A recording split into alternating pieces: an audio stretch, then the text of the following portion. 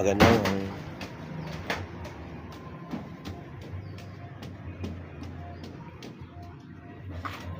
oh,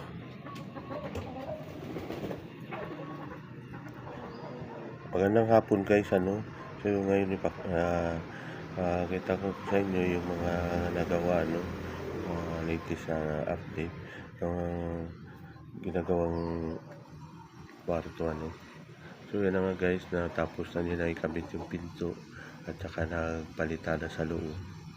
Yan, plastering. So, bukas ay babalikan pa nila para sinabihan ko na rin sila na last day na sila bukas para may magamit na ng lilipat dito. May lilipat na kasi dito guys, hinihintay na lang talaga na tapos yung mga gagawin. So bali bukas ang gagawin namin ay maglalagay na kami ng sa kuryente, na bali dalawang duplex type na convenience outlet, tapos dalawang ilaw at saka isang tugang switch, isa dito sa living room at saka sa CR.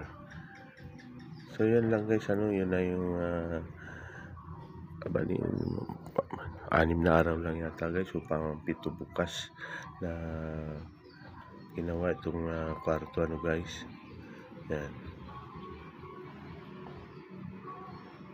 bali bukas ang gagawin yun ng kuryente at saka yung hindi pa natapos na plasteran, yan pa natapusin na lang, at saka yung sahig pagkikinisin na lang, lagyan ng pino at para kuminis, saka yung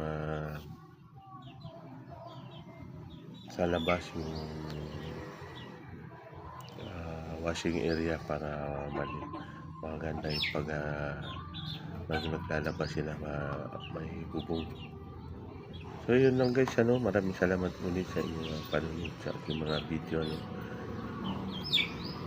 Good afternoon and God bless po sa atin.